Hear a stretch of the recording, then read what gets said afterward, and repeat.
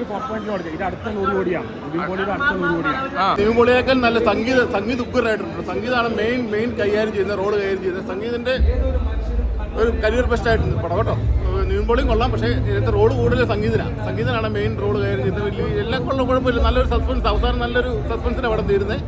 നല്ലൊരു പടം, ട്രാഫിക്കിന്റെ മോഡല് ഒരു പടം ചർച്ച ചെയ്യുന്നൊരു കഥയാണ്. ഇത് ഈയിടെ നടന്ന ഒരു സംഭവം പോലെ തോന്നുന്നുണ്ട്. പത്രത്തിൽ ഒരു വാർത്ത കണ്ടിട്ടുണ്ട് കേട്ടോ. കുഴപ്പമില്ല, എനിക്ക് ഇഷ്ടപ്പെട്ട എന്ത് സംഗീതനെയാണ്. സംഗീതം നല്ല റോൾ, ഉഗ്രനായിട്ട് സംഗീതം ചെയ്തിട്ടുണ്ട്. നിവിൻ പോളിയേക്കാളും ഒരു പടി മുന്നേ സംഗീതം പോയിരുന്നു കേട്ടോ. നല്ല പടം, ഉഗ്രം പടമാണ്. എടുത്തു പറയുകയാണ് സംഗീതവും ലിജോ മോളുടെ പെർഫോമൻസാണ്. അത് കഴിഞ്ഞിട്ട് നിവിൻ പോളി തന്നെ പഴയ ലാലിൻ്റെ സ്റ്റൈലൊരു വോയിസ് സ്റ്റോറി ചെയ്തിട്ടുണ്ട്. സ്ക്രിപ്റ്റ് ഉഗ്രനാണ്, ഒരു ലാഗും ഇല്ല. ഒരുപാട് ട്വിസ്റ്റ് ഉണ്ട്. ബോബി സഞ്ജയുടെ സ്ക്രിപ്റ്റ് നല്ലതാണ്, അജയ് വർമ്മ ഡയറക്ഷൻ നല്ലതാണ്. എല്ലാം കൂടി നല്ലൊരു പടമാണ്. ഇത് സമയമായി കഴിഞ്ഞ അടുത്ത നിവിൻ പോളിയുടെ ഹിറ്റാണ്.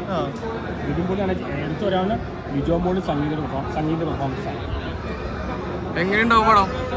എത്ര സ്റ്റാർ കൊടുക്കാം? 5 4.0 കൊടുക്കുക. ഇത് അടുത്ത 100 കോടിയാണ്. നിവിൻ പോളിയുടെ അടുത്ത 100 കോടിയാണ്. നല്ല സൂപ്പർ പടമാണ്.